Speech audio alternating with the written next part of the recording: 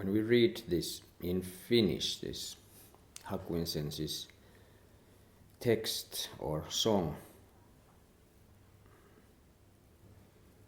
so many,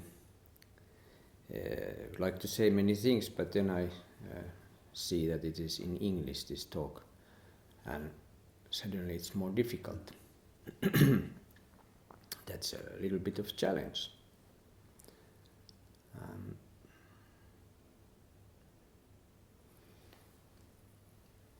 Snow.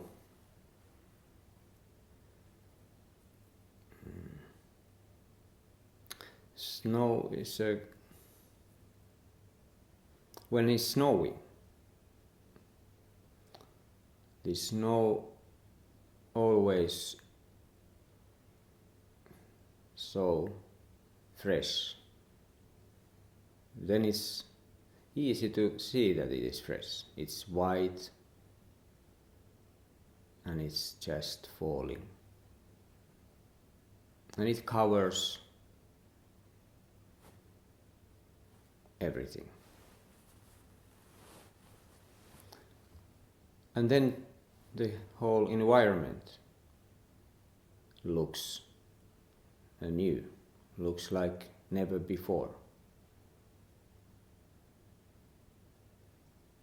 It's unwritten, untold. It's just there. It's just here. Snow is a good teacher.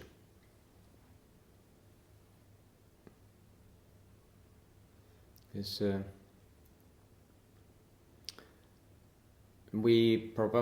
more difficult to see when there is dust on the ground, and to see that also then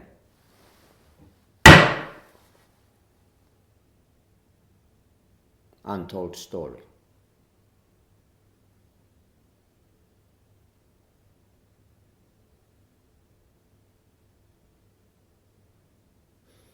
It's so much untold that I can't tell it. It's just this one breath.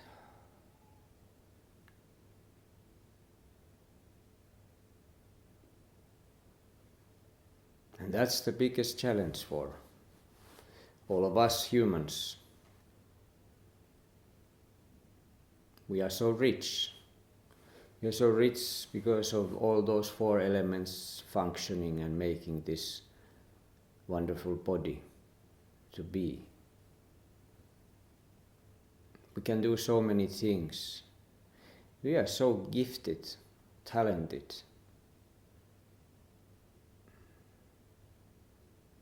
Everybody is king and queen.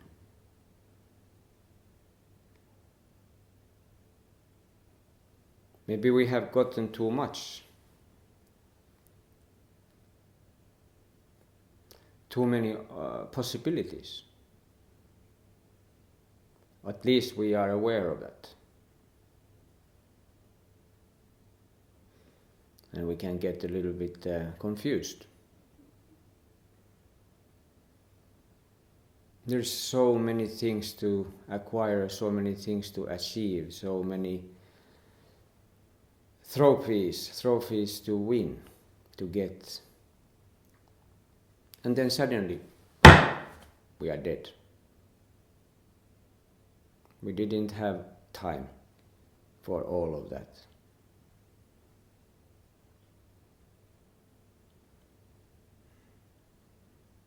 It's a little bit of a tragedy.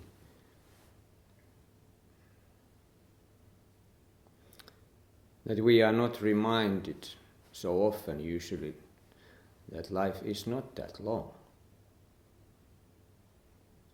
In this physical form, this body, it lasts some time.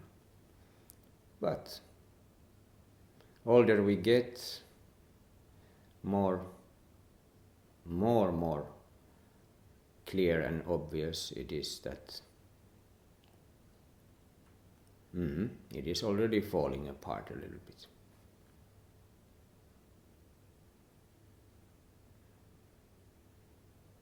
It was just a moment ago when I was a schoolboy. Just a moment ago. I can even remember many things from those days and how it was in school and where I was sitting and how the food was sometimes not so tasty in the school. And I can remember very vividly. And my old parents, they both are still living, but they are old now. They're very youngish though, but soon, sooner or later, there's no second take. It's just this one take. Take it or leave it.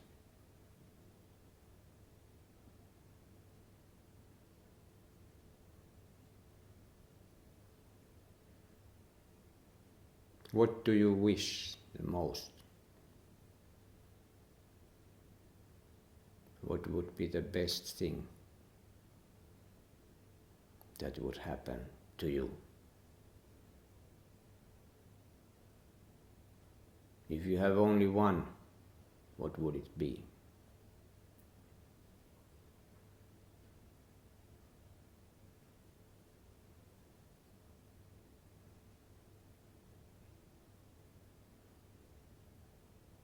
If it's something to do with this practice, then you can do it. In this session, you can work, you can do, you can make it real.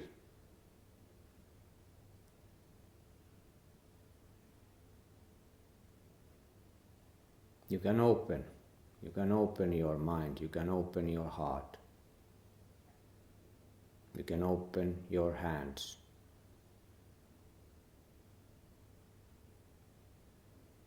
Turn out your pockets.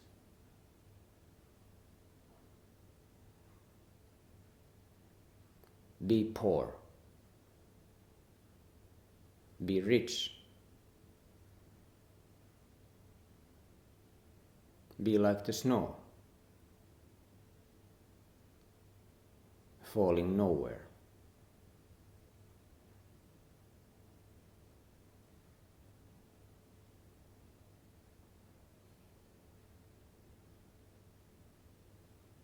Eyes shining the light creates forms and colors. Ears shining the light hears voices of Buddha deeds. Hands shining the light will bring others with you. Feet shining the light will take you there and back.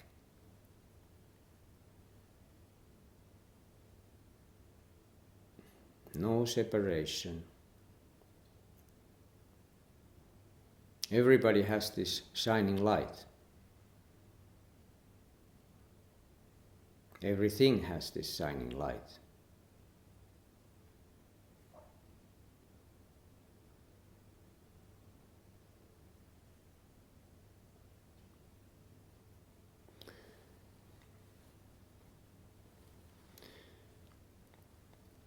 But although that is so,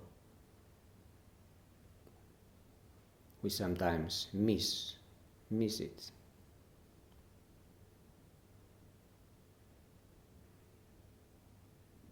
How to bring this light to others, how to bring this light up, how to bring this light here.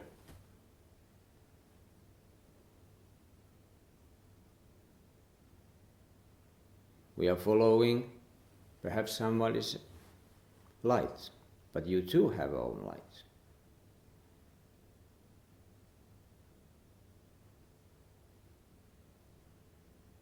That's the beautiful thing.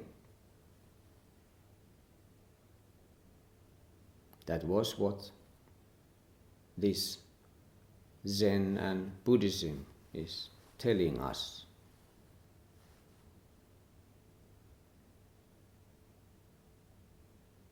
We are equally enlightened.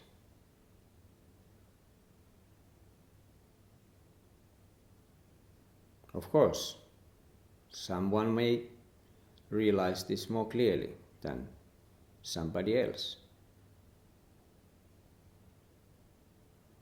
But still, that doesn't mean that we all are not equally. It means we are.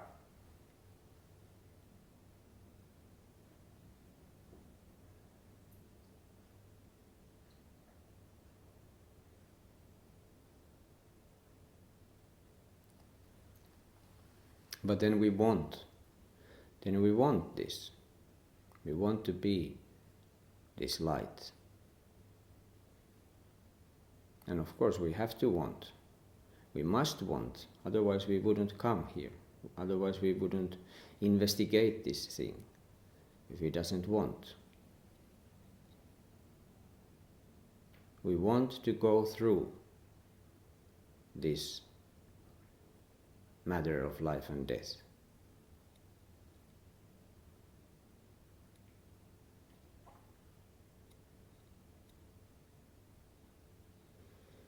Sometimes words can be inspiration also. They are not always so much troublemakers. They are very sticky. It's very easy to get stuck with words and let them be the boss that takes us like so easily here and there. It's kind of funny because words are, if we just look at them like they are like in this language we are now listening, it's just few letters put together and then this concept is born. You can say, we can give these names. Words are names, of course, they are names. We are talking with names. But is that the actual person? Is that actual face-to-face meeting?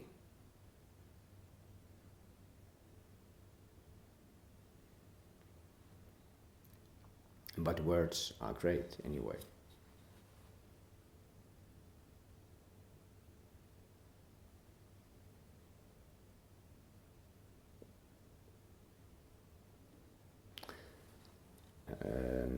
We mentioned this, or we talked a little bit of this Tosotsu's 3 barriers.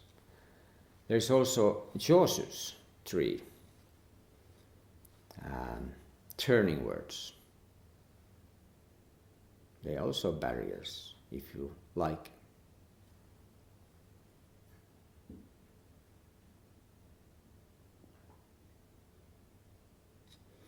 So he expressed 3 turning words to his community. A clay Buddha does not pass through water. A wooden Buddha does not pass through fire. A metal Buddha does not pass through furnace.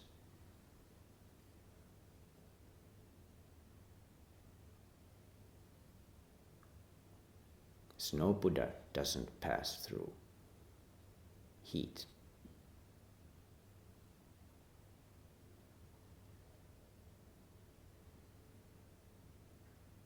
Which one you are?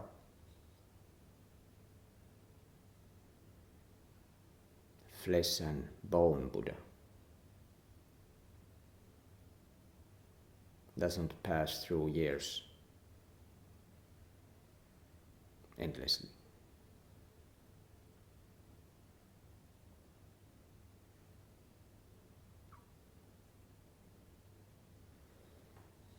It's just, at the same time,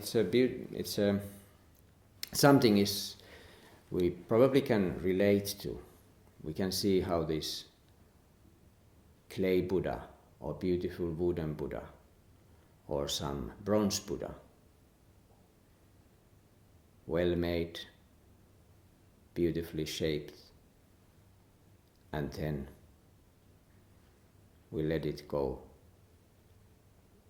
We place it in the fireplace and it disappears it becomes ashes. So same time it's a terrific image, because then it's gone forever. It's melted or burned, or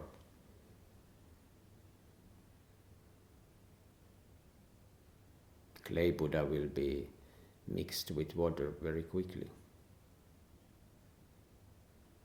And then it's just a murky water.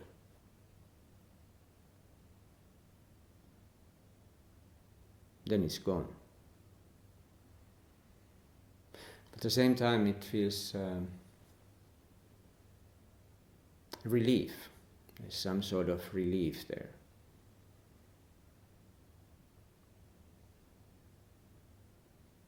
What if I could just step into some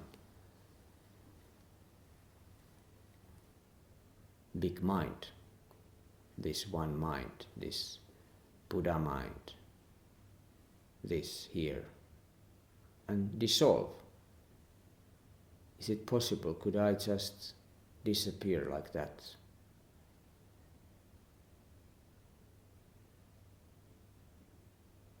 Disappear and never come back.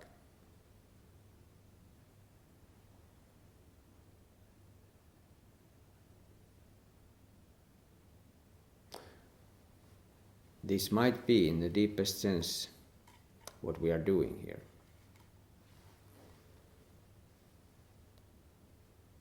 Disappearing and never coming back. Still going around and laughing and crying. So not completely disappeared.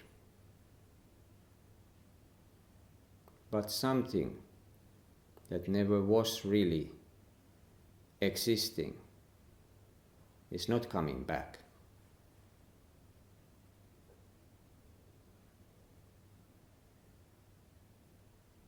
This confused, separate self that is so much worrying about what other people are thinking of. She or he, him or her.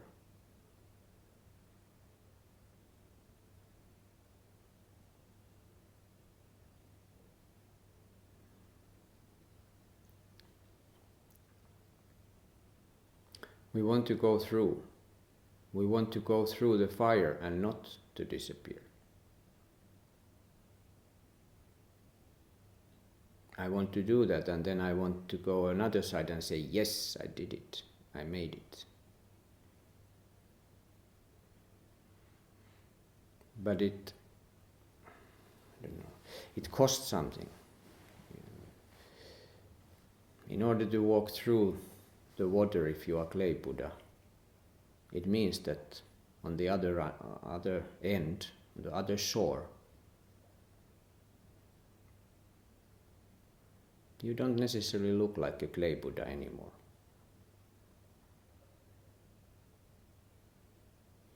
There is this beautiful story. I'm not going to tell it entirely because I don't remember it probably and properly. But just it's a very nice metaphor of this practice. You have heard it probably. But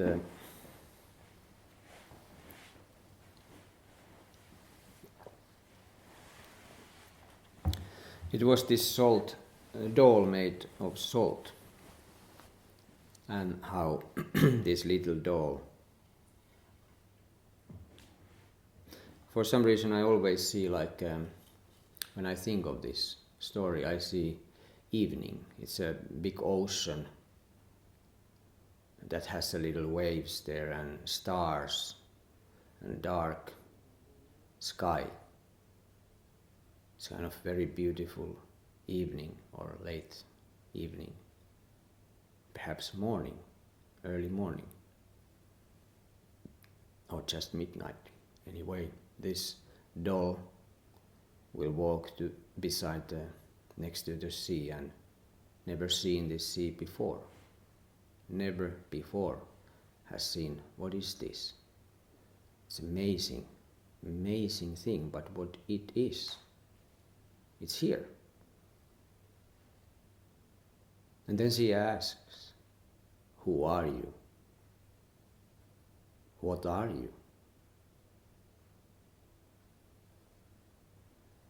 And the ocean tells her, please come a little bit closer. Just a little bit closer. And the doll hesitates but takes a couple of more steps, and suddenly her toes is there in the ocean. And in a blink of an eye, the toes has disappeared. Shit. But the moment she lost her toes.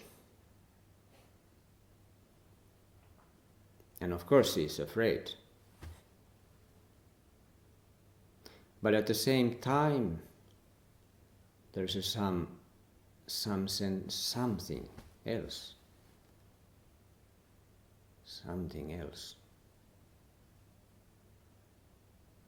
And maybe she's almost turning her back and running away. This time not so well anymore running, but a little bit. Another leg is crippled now. But she doesn't run away. Instead she asks, who are you again? What was this? And the ocean whispers, come closer a little bit. I will tell you. And now she is hesitating more, but anyway, she's a brave little salty doll. And she takes 1 and 2 and 3 more steps, and suddenly she's standing there and those waves and water is washing away her legs. Eek! Terrible.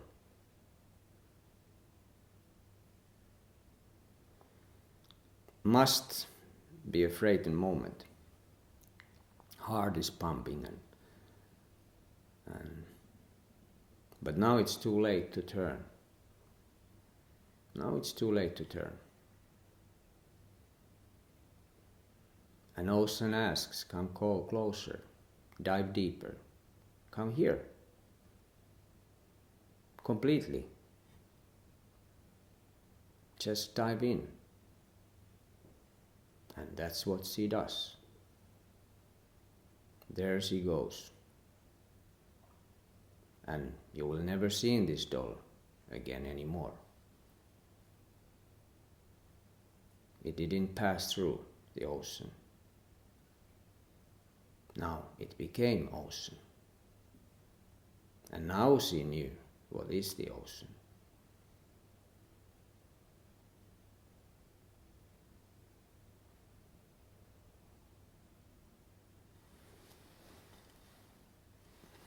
There's one poem,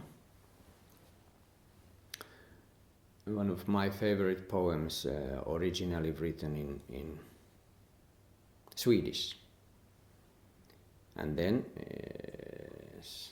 it was translated in Finnish, which I learned it. And then I translated it into English some time ago, quite a long time ago. It's not perfect translation, but and obviously it has nothing to do with Zen practice, but unobviously I think it has. And it is called Beginning. In the first winter night, the rabbit froze in its cage to stone. Behind the bars show a diffraction creating of the stars. Cold penetrates slowly into the body, which darkness cannot do anything about this light. Cat looks with her two great metal souls and continues her journey. Curled up around its heart, the rabbit dies. Morning was vast and empty like the beginning.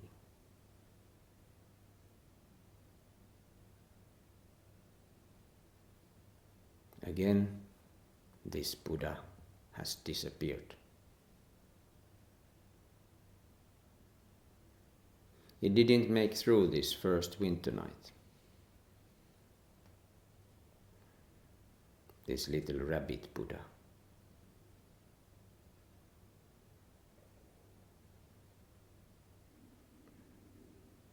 Curled up around its heart, the rabbit dies. We will project our last bit of our self for the last moment. We will be curled around it. And we don't want to let it go. We don't want to let it go.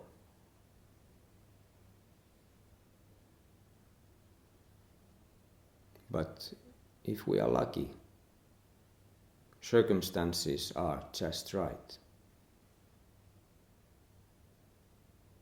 And next thing is vast and empty morning, like the beginning.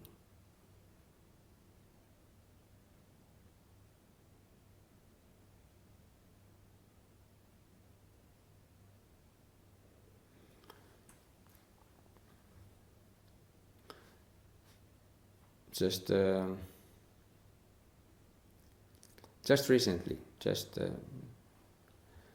there was in the news. I saw this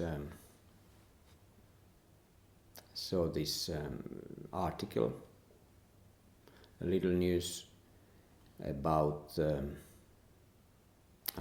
those Danish explorers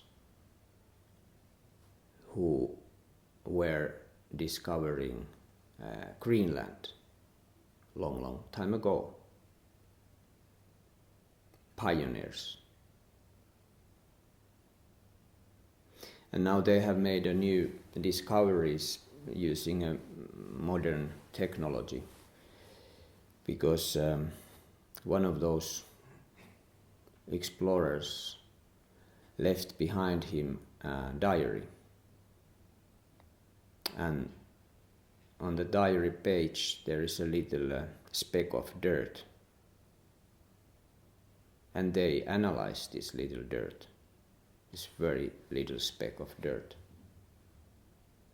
And they made different kind of laboratory examines. And they saw that this little piece of dirt was mostly different kind of grease, kind of dirt, even, no, I don't know what is it in English, this.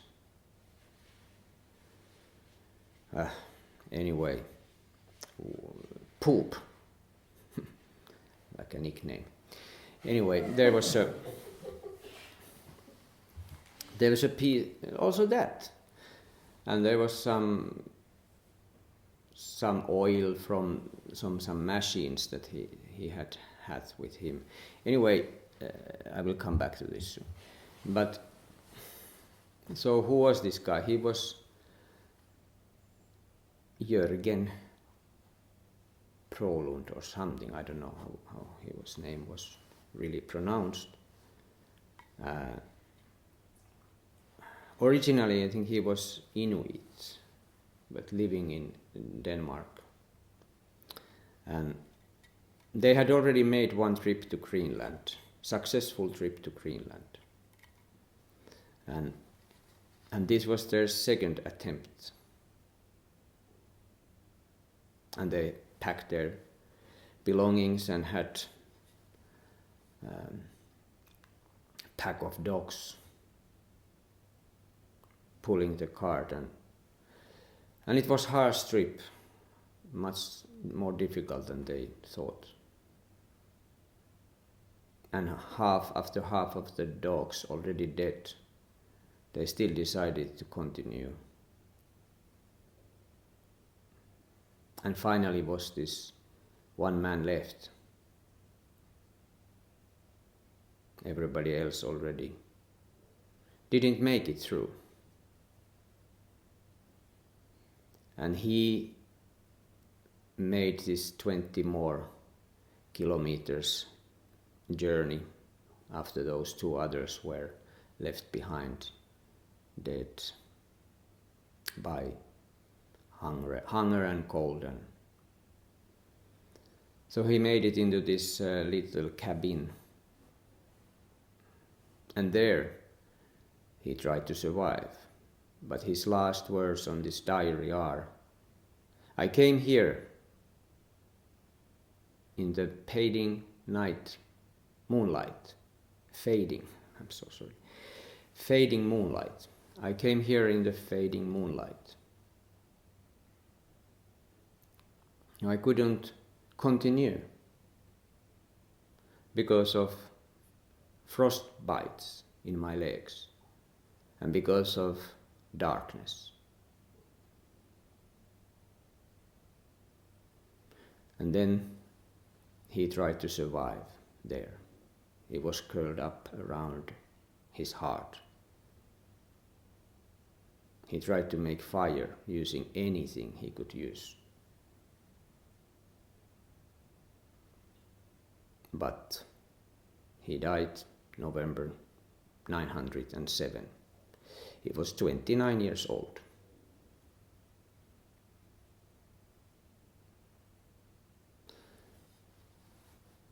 So one way or another, this will be for our future as well. One day,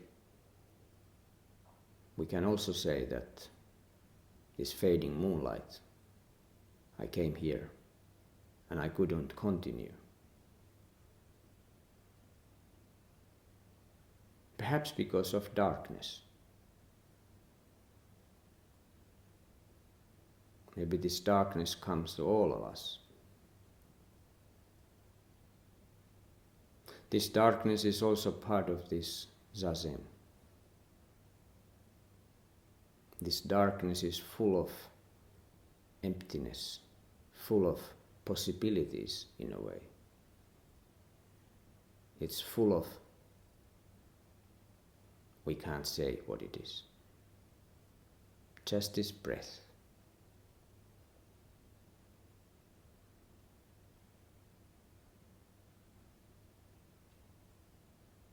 We don't have to wait that we will die one day.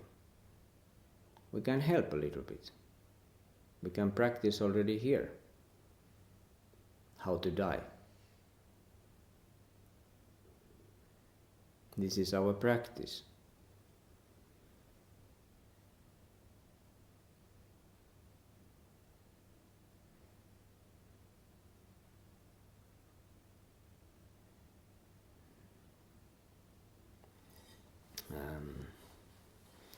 One last memo. I remember when I was working with stone, sculpture. It was a big sculpture project. 3 big stones, together maybe more than 20,000 kilos. And I had this very little chewing gum that was a model for the project.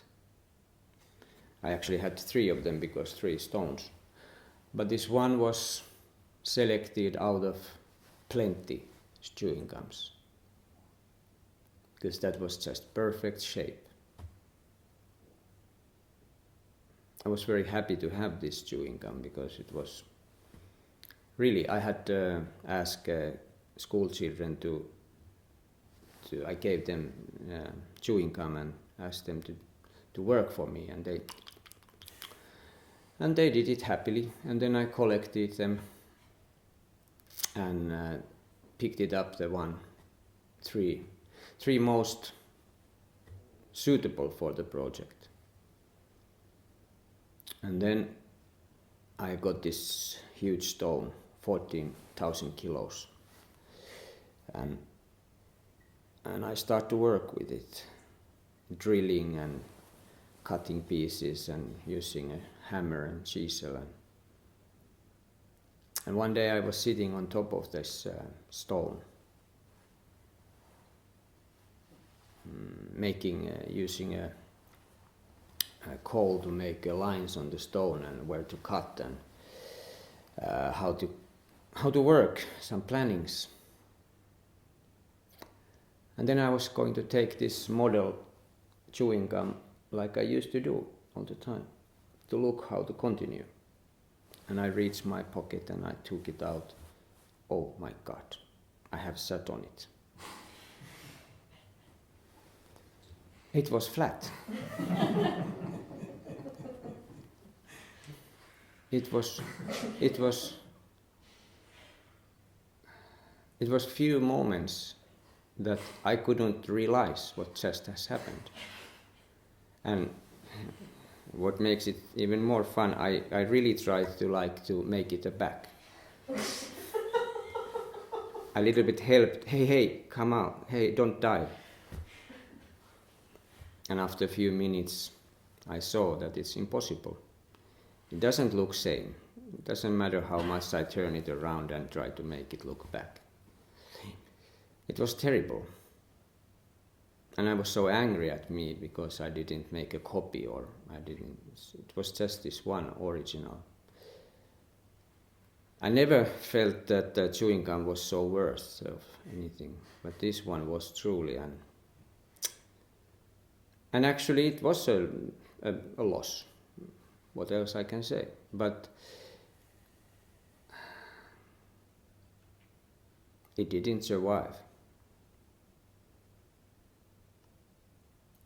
This little chewing gum Buddha.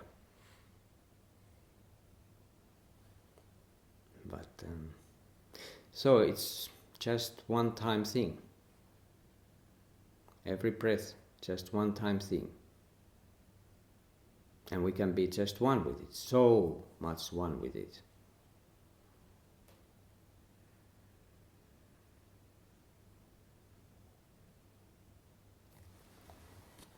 May all beings attain the Buddha way.